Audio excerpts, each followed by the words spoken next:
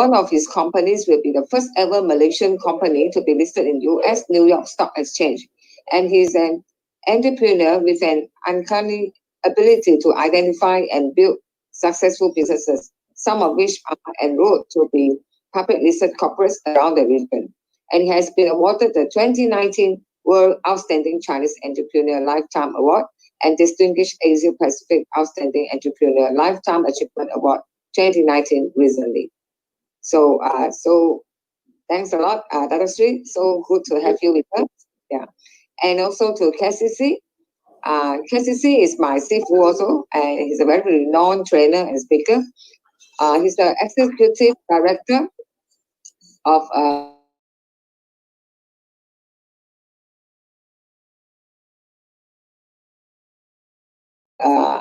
then from there move on. Today he's a very successful trainer and accountant. He also audit personnel. He was once at this Ernst & Young, okay? And he started the Quest Mastery Asia in 1984, going to the regional consulting and training. By the way, Dato Sri Dr. Hao is the chairman of Quest S&H Consulting. Just now I have missed out mentioning it. So, and KCC has extensive experience supporting mid-market companies with advisory, marketing, and growth. In fact, he's a CFO of many trainers and coach, okay? So he has written 7 books, including the bestseller Leveraging Time to Create Wealth and the latest book of Entrepreneur's Treasure Chest. Also, he has mentioned during MCO period, he developed and published the Business Continuity Toolkit. Yeah, this one to all the SME. I believe we are looking forward to how to continue our business, you know, and confront all the challenges with a positive mindset, which has he has over 100 templates, checklists, samples in order to help us to overcome our challenges. So now, without much ado, I would like to pass the time.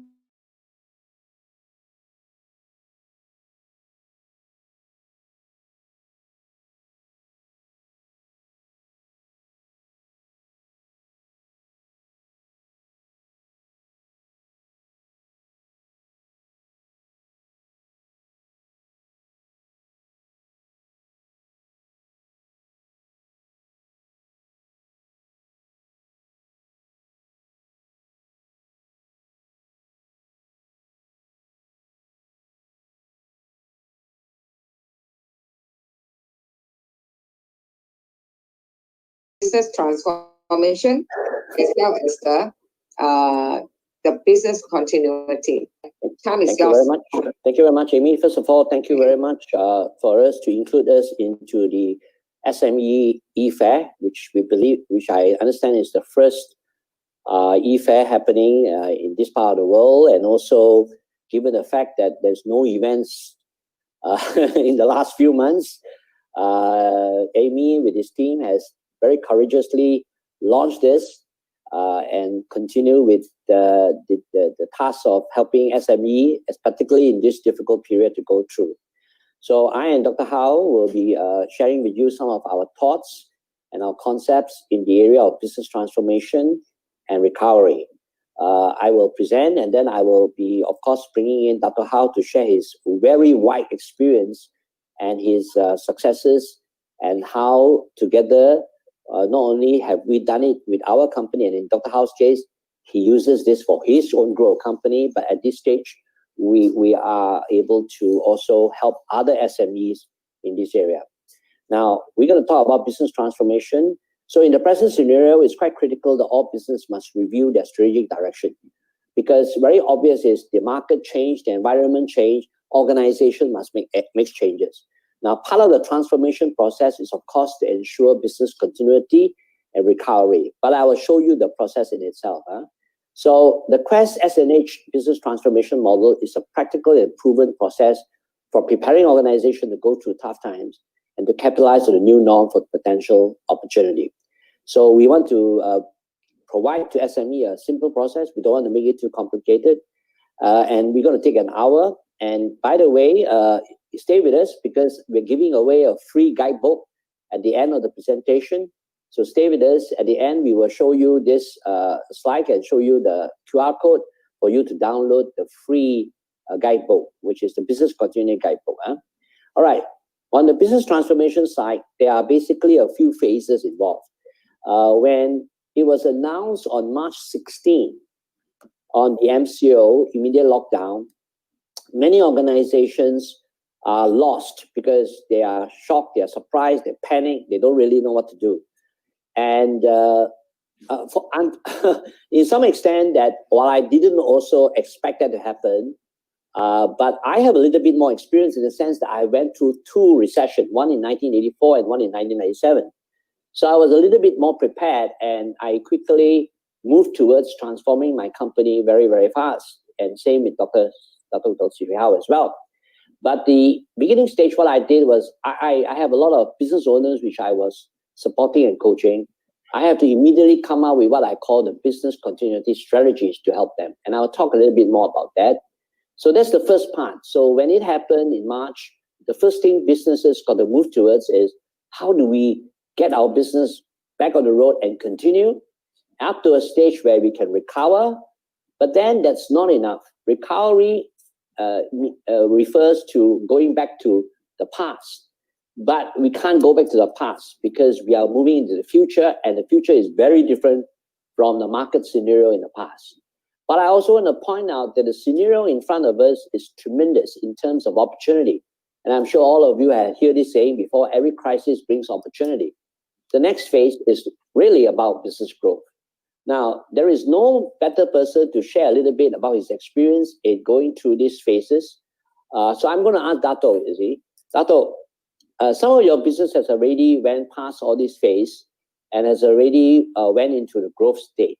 In fact, one of your companies is en route to becoming listed in the New York Stock Exchange. Perhaps you'd like to tell us a little bit about how you're able to do that, while other companies are still at continuity recovery. Some are, having some challenges, but you're moving ahead, and you will be getting your listing done, I think, in the very near future. Would you like to comment on that, Dato? Yeah, thank you, Casey. Now, it seems that in Malaysia, in terms of Malaysian context, I heard a lot of surrounding many people, especially SME, they wanted to list in US. And that's why in the market, we heard a lot from many of them, like they start off their journey, start with the OTC company. But unfortunately, there's the misperception in the market. Everyone thought, it's very easy to get your company to be listed in US. Now, to list in US, when you go through the OTC, to me, it's very easy. But my question was that now, when you actually wanted to go from OTC to the first board, now it's not as easy as what people thought. I have been going through this path, I think, for the past about 4 years. Now, when you posed to me, even a lot of people asking me, are you sure that you still can actually get your company listed in either NASDAQ and the New York Stock Exchange? But I said, why not? We have prepared for the past 4 years. But to me, my way of managing my business, no matter what external factor, apparently everyone also suffer for pandemic like COVID-19 outbreak. Now for us, no way we're gonna stop. We have come to the last stage where we have even done for those like auditing by the US PCAOB auditor. Fair enough, recently the last month we got a reply from SEC Security Exchange Commission that we have a few questions to answer. Then from that, I believe so. We are able to get our company from OTC uplisted to either NASDAQ or New York Stock Exchange. Casey, are you with me? Yep. So what I'm trying to say, I have also go through few times of the economic recession, but to me, I'm the kind of a businessman. No matter what happens, when you decide, you have to go on. You can't stop. Now this is why even that now you have to transform other what I call the strategy in order to sustain. When you are listed in New York Stock Exchange. or even the Nasdaq in US. Yeah, Casey. Yep. Okay. All right. Thank you very much for sharing with us on your path. No doubt, the potentials and the growth potential is very promising, if you ask me, into the future. But we also need to take into account the present situation. Now, the IMF has already said very clearly that there's going to be a lockdown and it's going to be the worst economic downturn since the Great Depression. So while we look at the macro side, while we make the macro, we must not let the macro stop us, in the sense that we can still, it's during the Great Depression, it's during the economic crisis that lots of new businesses came out and became successful. So while we are aware of the macroeconomics, we also must look at specific things that we, our own company, must do to rise above all this. Now, what I noticed is when a lot of companies confronted with the MCO and the pandemic in the March, they panic and they go into all kinds of very tactical issues. But I learned something from the Sun Tzu Art of War, and it says tactics without strategy is the noise before defeat. So what I find a lot of SME do is they completely jump into a lot of things that they need to do. I get some people immediately signing up for Facebook marketing, thinking that they will help them in the company. But that's not wrong. I mean, you can do that, but isn't that a bit too little, too late? And that's very tactical. So to help some of the clients that I was coaching, I came out with this business continuity strategy towards the end of March, when right in the middle of pandemic, I felt that I need to come up with something to help some of my business owners, which I am coaching and I'm working on. So it consists of basically 5 steps. The first step is re-strategizing a company direction when you are hit by external challenges. You need to also quickly prioritize what are the critical factors that you need to look into. And then the next thing to do is resource allocation, reallocation. Now here, there are 2 parts to it. One part is your human resource. In other words, you're going to look at your entire staffing and see how you're going to reallocate your staffing, repositioning, or you have to do something, because in most cases, a lot of businesses, your staff cost is one of the highest costs. The other one is the issue of replacing lost revenue. Now, many SMEs during the March period suddenly lost revenue. Me too. Our company is a consulting company. We are an event company. So when COVID-19 happened, of course, my revenue completely disappeared. But I immediately reallocate all my resources, and I also came out with alternative revenue lines, because when you have the old channels not working, you have to start looking for new channels immediately, or revive new channels, so to speak. So you have to allocate resources to those new channels, all right? And the 4th thing I teach my business owner is to learn how to operate from home, meaning that just because you can't go to the office, your staff can't go to the office, you should not allow your business to stop. Because I learned something called momentum. If your business is going on and you stop it, you lose momentum. When a business loses momentum, come to a stop, it's very challenging. All kinds of problems will come. Now, I have another mentor called John C. Maxwell. John C. Maxwell teaches that if you have a train, and the train is moving with momentum, it can smash through a 6-foot wall.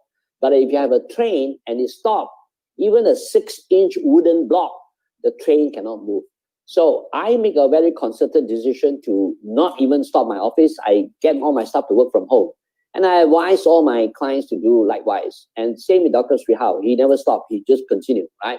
And of course, the other part is cash flow management, which is a very important part of what we need to help SME to manage, because not all SME are good in this area.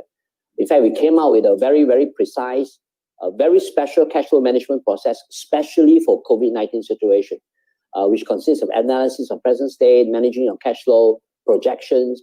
But very important is stage 4, the decision. And I tell SME that once you have all these things mapped out, you can decide what to do with your business. And there are 3 decisions, basically. Number 1, continue your business with strategic changes based on understanding your cash flow.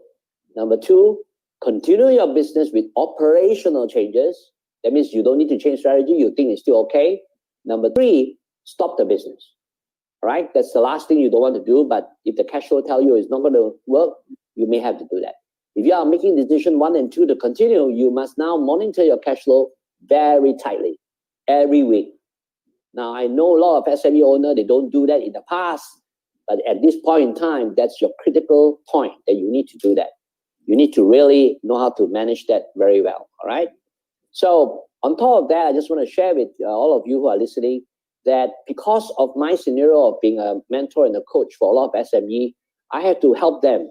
What I did was I came up with a business continuity toolkit, which Mamie mentioned, and it has 8 sections on planning and strategy, on critical success factor, human resource planning, on communication, on digital transformation, on remote work, on finance and cash flow, and also a master checklist. So we developed this in 1 month, and this was now, by the way, this is now available on Amazon. That means this is not only available to Malaysia, it's available globally, and I put it into Amazon.com. So they and people from other countries are also picking up this toolkit because these are what I call critical tools that help them navigate the crisis. And we also provide 1-year update just to show you.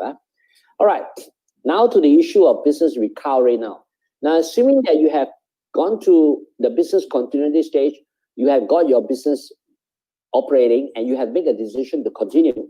Some business will decide not to continue, and that depends on your cash flow projection and your scenario planning. So let's say you decide to continue a business, then the idea is to how do you get your business back to what it is? But I want to point out to you that business recovery is not about getting back to normal. Why? Because there's no more normal. It's the new norm. There will be no past. Forget about the past. Forget about the business in the past. You have to look at a new scenario. So while business recovery, some people think is, oh, go back to what it used to be. Now, in my point, business recovery is financial, meaning does the financial, are you able to get back to similar financial state as before? Or at least get back to a financial state that allow you to continue with your business. Now, if you are able to reach the stage of financial, then that makes sense for you at the present moment. That means you're able to get back to the same financial that you have compared with the past. Then there's legitimate reason for you to continue. But that's not good enough because any business must grow. I always tell my business owner friends that a business has only 2 states. Either you grow or you die.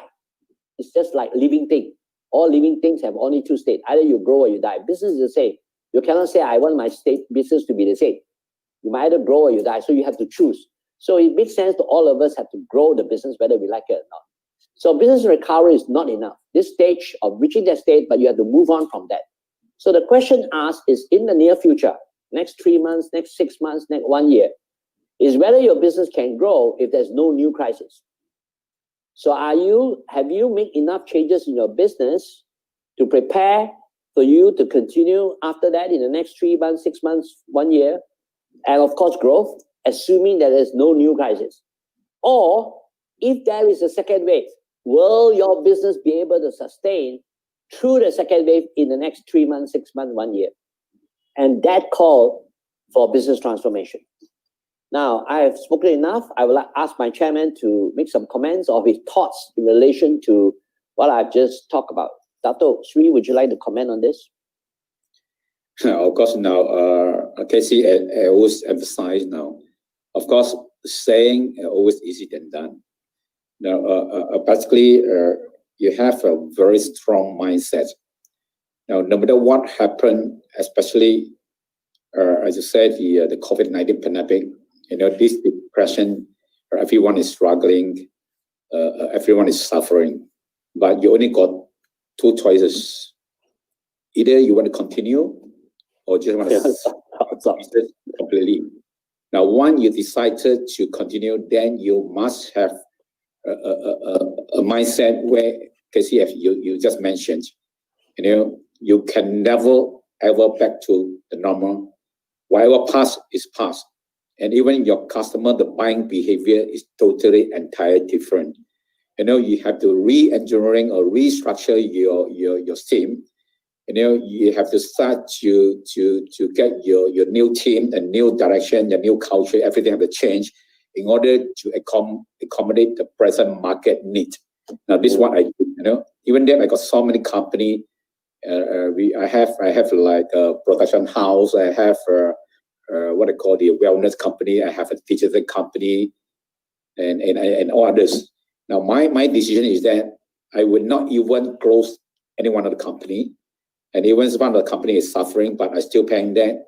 Now, bearing in mind that we have been in the market for so many years, I'm sure we have the reserve for rainy day. This is why for the past two economic downturn, I learned that, when a good time, a sunny day, to not spend unnecessary, because you don't know when is a rainy day. That's why I have a lot of reserve. Now people say, Dr. How you're different because you have so much money, but it's not whether I have so much money or not. Then we have actually know that, for the past experience, we have sufficient reserve. Now it's not fair for those companies like, one of my company, I think I'm suffering a lot. Bearing in mind that this company have been quite some time, and people have with me for some time, so I got no choice, and then I have to get all my reserve fund to sustain this company. And this is my decision. But I'm happy to say that my company now is doing well. And after 3 months, we know what happened, and then we need what they call the business transformation, as what Casey you just mentioned. Now to realign, and also you give more empowerment, and also the ownership to the individual where they are actually capable to take the challenge. Yeah, that's right. I think after 3 months, I think we are actually recovering very fast. Even thinking about Malaysian Company and other type of company in Malaysia. But so far, thanks God, everything is under control. We are doing well, in progress. Yeah, and also no matter what, Casey, you just said, we need to move on and need to execute. Now, most of you strategic, you have a very good strategic vision or strategic plan, but without your team to execute, to implement, to me, it's just like talking rubbish. Yes. That's why you see a lot of people asking how, because he pay a lot of money to get all the advisor, the consultant to get advice, but I tell them to be careful. I'm not saying most of them in the market, but you might find that most of the consultant advisor do not have a successful company. Yeah. Maybe in theory they are good, but in practical they never ever really run by their own. It's like me, Casey and I are different because you are good in teaching, coaching. Yeah. And then I put my practical, your coaching, and I put in my practical world, and then I can apply it. When talking and when you execute, it's entirely different. That's why I found that most of the business men, they face a problem. The first problem that when they're facing, when there's coaching and then they learn, but then they can't actually put into practice. Particularly is the team, the culture of the people. You have now to look for your team, how you delegate, how you empower and ownership. Yeah, then you got no choice. You just have to go further step, implement. Then once you execute, implement, then you know what's the problem. To not jump in the conclusion that is offline no longer applicable, and then you spend a lot of money to start online, but not necessarily online because if you do not know how to strategize it, you're gonna big trouble. Yep, absolutely. Yeah. Absolutely. You see, yeah. I think Dato, what you say is so relevant and important, because speaking from the real world and the application is very different from just giving theory. So the strength of Quest SNH is a combination of both actual results and experience, and of course I have been, and case studies, and I have been coaching companies for the last 30 years. Okay, moving on. There are a few other truths that we need to recognize. I am a very great follower of this guy, and his name is Jack Welch, and he's a legendary CEO of GE. And he says something very powerful, which I always share with my business owners, clients. I say that if the rate of change on the outside is faster than the rate of the change in the inside, the end is near. Now, the fact is that a lot of SME owners probably realize that. But when it comes to making change inside, it is near impossible. There's a statement I make, Dato. I said, if the mindset of the CEO does not change, the company cannot change. Habit by heart. Yeah, exactly. So if the owner of the business, he doesn't change his mindset and change his way of doing things, how it thinks, the company cannot change one, right? Because the company is all in its own hands, especially SME. So what Dato say about having all this theory is nice, but if you don't change the mindset and do something to transform, it cannot happen. And SME owner, an SME owner must realize this. so much changes happening outside. If inside your company you still want to do things the old way, I think it's going to be a problem. All right. So the transformation model that I and together with the support of Dato, we have developed this business transformation model. Is basically looks simple, but like Dato say, a lot of things to be done. Even though it looks simple. Number one is strategic redirection, and he already mentioned just now that you must have a strategy right first. Otherwise, you jump in and do things, and it doesn't work. It doesn't work out. Number two is, of course, digital transformation. But I will hasten to say that a lot of people have misunderstanding of digital transformation. They think that if they just set up a team to do Facebook marketing, that's digital transformation. Digital transformation is much more than that. I mean, that's tactical. What we are talking here is strategic transformation, not just doing a little bit here, a little bit there, and hope that things will go well. And organizational transformation. So there are three parts to business transformation. So I'm going to share with you some details, and then I will ask Dato to give some comments. Now, we have developed a whole model based on our past experience, both mine and Dato Sri, that is workable and is done. And in fact, Dato Sri do this with his own company. And this is the model that we came out with. So for a business to transform, there are three key elements I mentioned, which is the strategic redirection. And this is about two things. Number one, looking at external forces. COVID-19 pandemic is, of course, one of the external forces, but you must also look at external issues. One example is customer. Every business exists because you have customer. Now you have to ask, the customer has changed. The customer changed the way they buy. The customer changed the way they make decisions. If you are your business don't understand that the customer out there has changed their buying habits, their buying process, and you still want to do the same thing the old way, then you're obviously not being very practical and not realistic. So you have to understand what's changing externally, and what, therefore, internally, what are the things that is holding you back? What are some of the issues that you have? And then moving from that is digital transformation. All right. And in many cases, some people do digital transformation in isolation. They do it in very technical form. Now, digital transformation have two parts. What people don't realize is they only think about the revenue part. That means opening up new marketing channel, going online, and so forth. That's the revenue driver part. But the other scope for potential opportunity for improvement is your operational excellence. How do you automate your internal processes? How do you speed up things? How do you remove roadblock? How do you run your business with less headcount? I mean, I know that doesn't sound very good, but that's the reality of business. How do you improve the turnaround time? So there's so much things that you can improve in this area.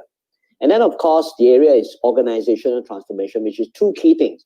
One is the owner, the leadership, the way you run your business. And the second part is the organization culture. Now, just now, Dato said something about execution. So the three key things you see from the diagram is the challenge between strategy and organization is the execution part. The challenge with a lot of business owners is the strategy is only in his own head. That means only the business owner know what he want to do. The rest of the team, they don't. They just do things operationally, which means that they just follow what the boss say. They will not take initiative. They will not They will not do their own energy to move that, because they wait for the boss to tell them what to do. Now, that's all and fine in the old days. There's all and fine in the past. But as we are moving to the new future, we got to realize some things have to change. I'll explain why. So even you go out there and, like Dato say, you have a consultant telling you all the strategy thing, but if you don't have a team that's going to implement it, you cannot have execution. And then the keyword is execution.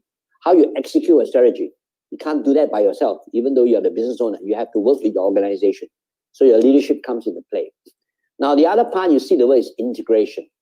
Now, some company will just straight away jump into online, but the idea here is it is not about online, offline. It's about the whole integration of your company's process that is important. Now, I was just talking to Dato just now. I said, some company are so myopic, they just jump online. But did they realize that even Amazon.com, which is an online company, has already started opening up shops?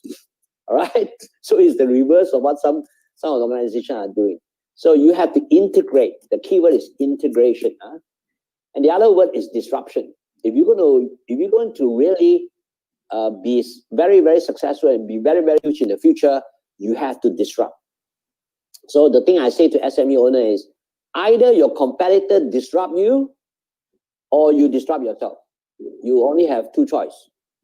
You better look inside your company and find ways to change what you do and disrupt it. I know disruptive sounds like a very threatening word, but that's the key factor. If you don't disrupt your business, your competitors will disrupt it for you. It's a matter of time. So this is a model that we came out with. So in conclusion, perhaps I would ask Dato to make a little bit of comment on this area. Your comment, Dato. No, I want to comment because the time is limit now. I want to comment on your disruption, Casey. Okay. Yeah, go ahead. Now, apparently, everyone is worried now about Dr. How come the market to disrupt the business. Now, bearing in mind that 4 years ago, I had invested in a tech company. I spent almost about 12 million, and that was 4 years ago, before even the pandemic. Now, this was time, and when after the COVID-19 outbreak, actually, this pandemic accelerate our disruption. This tech company is going to disrupt, many of the market, especially think about property agency. As you know that you have visited one of my company, Casey. Yes, well, before people are disrupting you have to actually go ahead, step ahead with your competitors. Now, this is the real world. We can't wait for that. The kind of disruption. That's why you say is exactly correct. You don't wait until people disrupt you. That's the end of your day. The market now is very competitive now. Okay, this is talking about disruption. Now you come to the leadership. That's why you say most of the business men, their mind is very rigid. They have a very big idea, just like building castle in the air, and nobody want to do. And now you got no choice, unless you just want to close it up.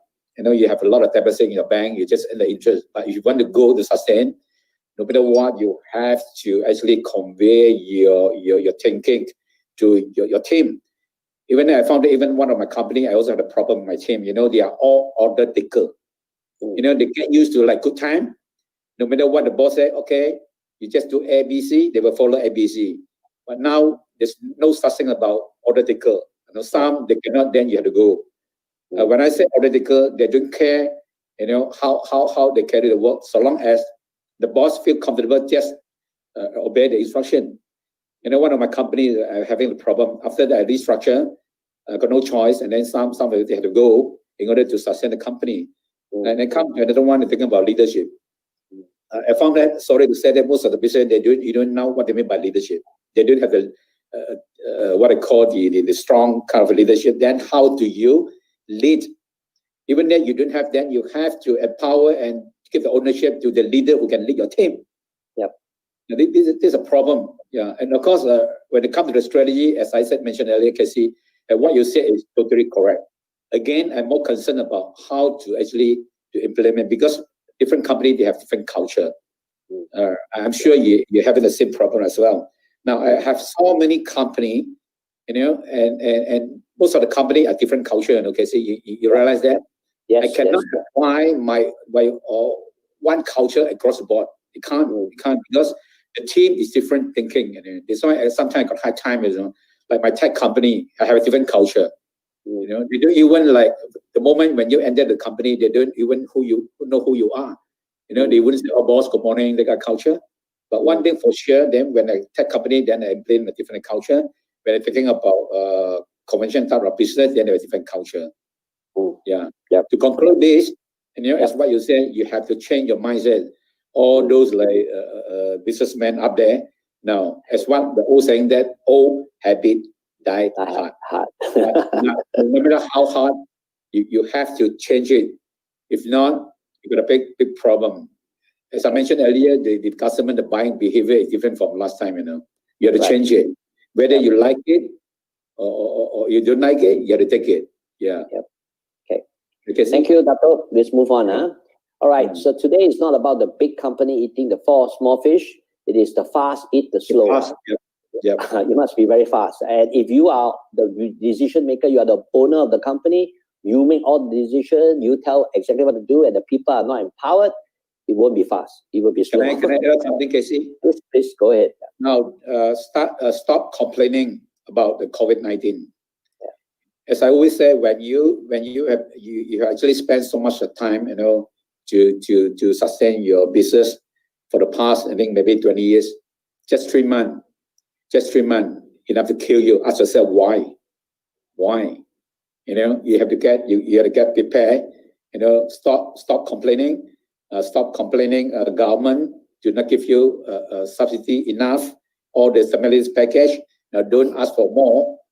But to me, when you had a problem, only you yourself can save you. The government just for a temporary measure. They would not actually help you for long term. And apparently people ask for, ask bank to prolong their installment. But to me, after what's the next? Even they extend your installment plan for the next 3-6 months, then what's the next? Yep. Forever, you will not never enough. No matter how much the government support, you will never get enough. That's true. Mark my word. You only could survive by yourself, but not from the people, from the government. The government can only alleviate one of the very small problem. Yeah, Casey. I agree absolutely with you, because those government help you temporarily. But at the end of the day, your business must be strong, ma. Cannot rely on the government. Huh? Right. Okay, correct. moving on. Disruption, we talk about that. So just some example, publishing industry is disrupted by Amazon, hotel industry is disrupted by Airbnb, movie, television is disrupted by Netflix, taxi is disrupted by Uber. So think about this. My question is, what does all these unicorns have in common? Now, these are all big organizations, Amazon, Airbnb, Netflix, Uber. They are all huge value organizations. But please remember, they all started very small, very, very small. All of them started very small. So my question is, what do they have in common? And you will think of 3 things. Number one, they all started during the downturn. Almost all of them started during a time where the economy is not at the high. Number 2, all the people that start this business does not come from the industry. Uber is not started by a taxi company.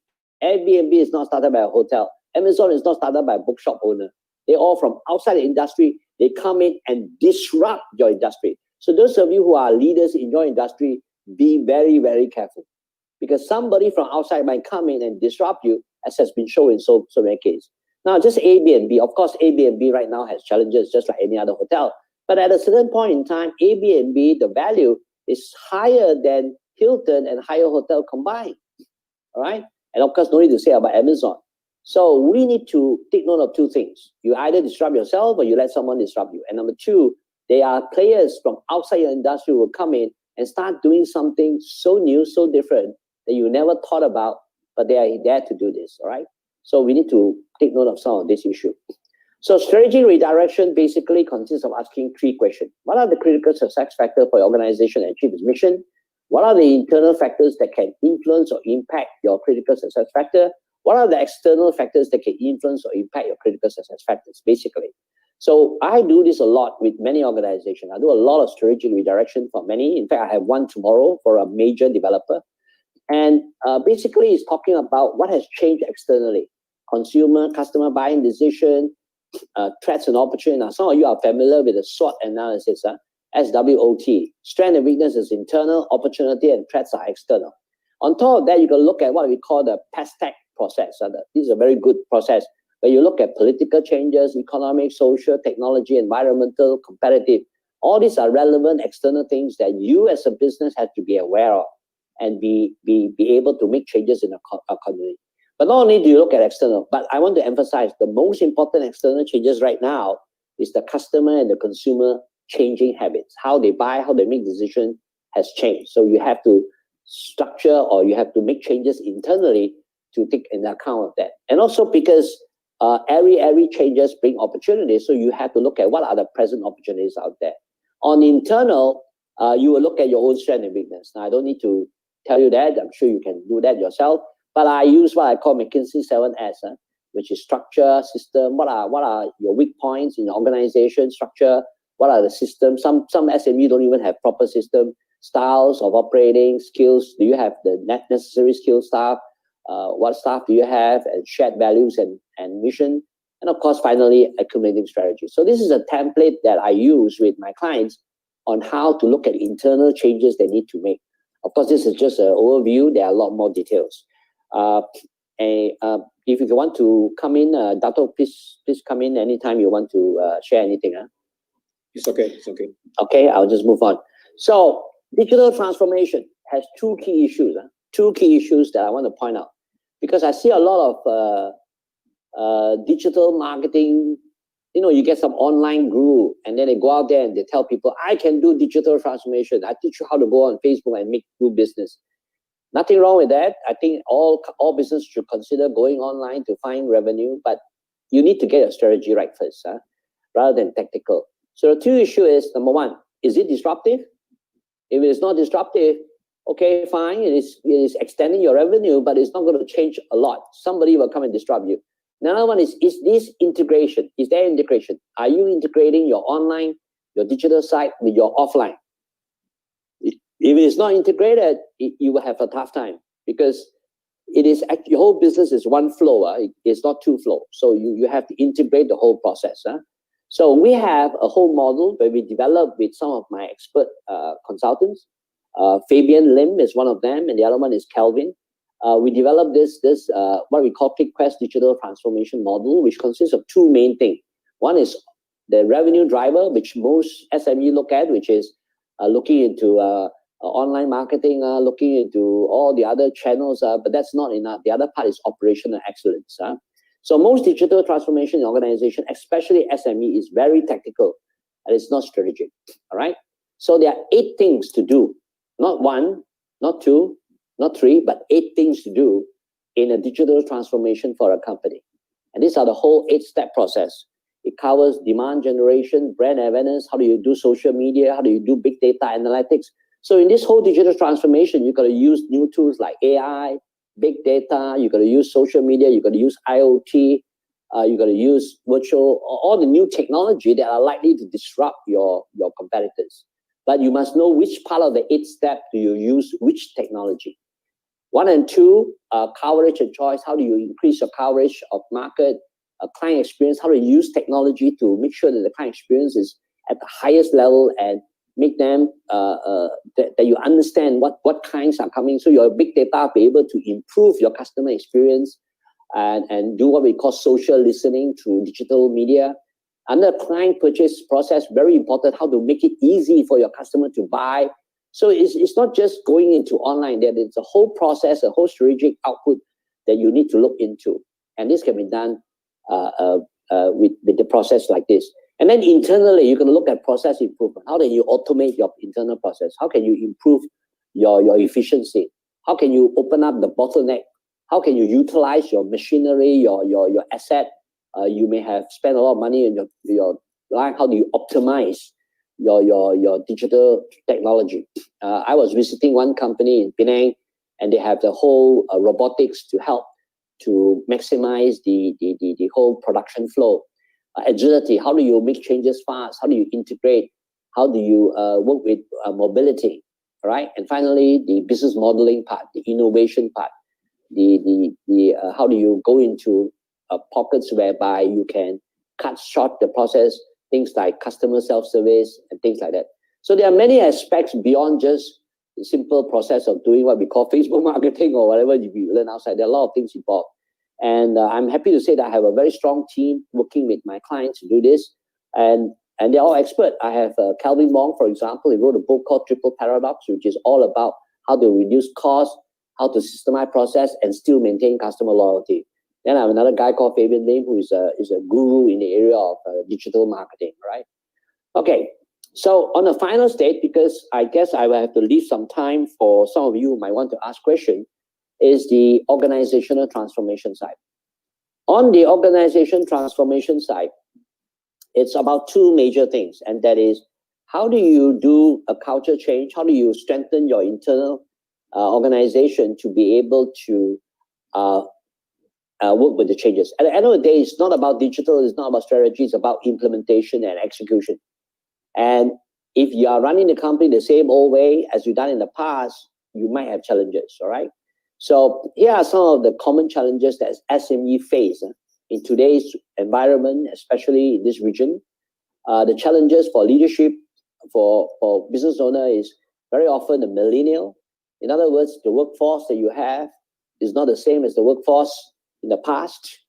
The way you grow up as a business owner and the way some of your young workers grow up is not the same. Their aspirations, their desire, their habits, their work habit is different. I was always telling this story that in my office in China, one day one of my staff came back from home.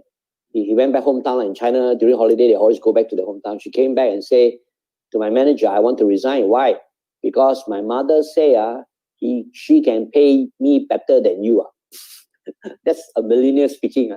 So the attitude towards work is different. The way they run things are different. So a lot of business owners are really having very big frustration on how to manage a workforce that has a different way of doing things compared with them.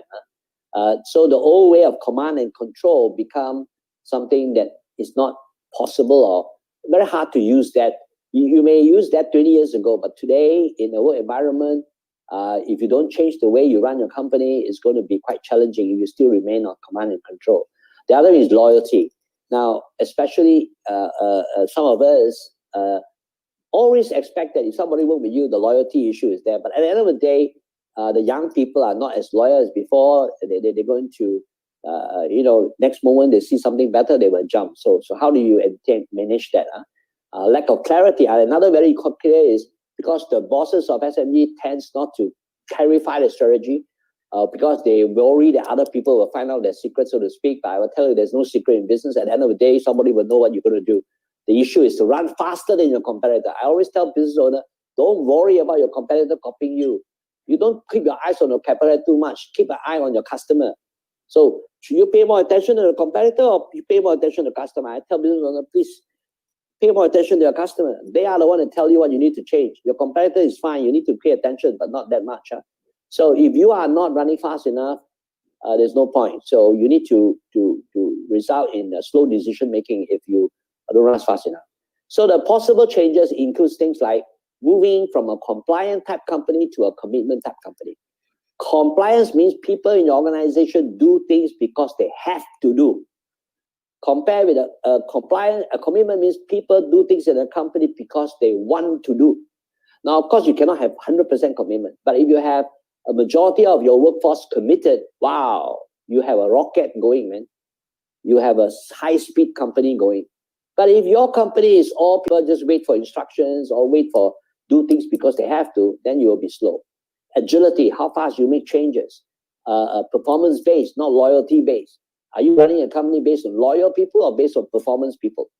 Then you also have to have a learning culture because things change very fast. If your people are not learning fast enough, you're going to be left behind. And finally, the issue of empowerment. All right? The issue of empowerment. So I would like Dato to make some quick comments on this before we come to the closure. Dato? And Casey, I think it's very clear when you mentioned about the millennials, I counted this so much problem as well. After this, they ask for boss, can we work for 5 days a week? Can we work for 4 days a week? Some are very loyal, but they cannot perform. Now, there's a big trouble. Now, you have to change the mindset. I have come to all this, what you have mentioned before. I have to make a decision fast to change. If you're going to go, you're going to go. Now, sometimes people say, the loyalty, the integrity, yes, but they cannot perform. I used to make a mistake. What kind of mistake I use? I empower and also give them the ownership to run the company because they are very loyal. End up what happened, Casey? They couldn't do it. They couldn't do it. Couldn't do it. That's why we have to make the decision whether you want to look for a very loyal and they can't perform. Or just like they only know how to apple polish. So what I'm thinking about the challenge now, we have to decide. But for me, both also very important. But it's not easy to find a guy. You need the balance. Not easy. Now, for those who have been with me for about 15 years or 16 years, they are very loyal. But you want to change them, it's tough. They are too contented. They are too comfortable with what they have actually lived in the company. But having said so, then I have to go storage time. I still paying them and do another job because I do want them to disrupt. Those things who really can perform. Then I have a system called the KPI. You have we all, whatever share reward to you, a lesser share based on your performance. I don't care how many years you work for the company. Yeah, this is what I mean. Yeah. And in talking about those like disruption, the company you're talking about, I almost about 80% talking about, I also involved in the business. Talking about Airbnb, I also have Airbnb, the startup company. We are one of the company is the biggest software in Malaysia. We are doing well, Okay. All right. So just want to let you know, both me and Dato is very eager to help those SME that are willing to make changes and willing we to. have a summit when? Sorry? When we have a summit forum for we have a summit soon. I will come to that point. But before that, I want to announce that I have an office in China for 16 years. Last year, one group called the Entrepreneur Elite in China came to me and appointed me as an expert for this entrepreneur group. Now, by the way, I just want to point out to all of you that I don't speak Mandarin. So when I told the founder, I said, I don't speak Mandarin, he said, never mind, we want you to be a mentor, you want you to be expert for this entrepreneur group in China. So they give me an award and they make me sign an MOU that I will bring this club to Southeast Asia. That means I will connect the business people. This club is very, very well known in Shanghai. So they have lots of business owner and a lot of enterprising entrepreneur. And they want me to connect entrepreneurs in Southeast Asia to this group of people. But in 2019, sorry to say, I was so busy, I wasn't able to do anything. Then January, I didn't do anything this year. Then during COVID-19, I got time. So I decided to start working on this. And I'm happy to announce to you that we have signed, not only signed, we re-signed another MOU to connect entrepreneurs in China to entrepreneurs in Malaysia. And not only Malaysia, I also started Jakarta, Indonesia, and Singapore. Right now, Philippines is asking me. And then very strange, I have one big group of entrepreneurs in Nigeria who also want to come in, but Nigeria is very far. So I want to point out to you that if you can't go to the marketplace, which is on the SME e-fair, SME fair, you will find a booth and you can get information on this. Please, you're welcome to join this group. Please come in and be part of it because we are going to connect business people in the whole region from China to, and then I have a Hong Kong group coming in, by the way. The Hong Kong group has entrepreneur group in Shenzhen and Zhuhai. So this is going to be a very exciting thing. And our founder, our chairman, Dato Sri is going to be the chairman of this, president of this club. So to get networking and connection. All right.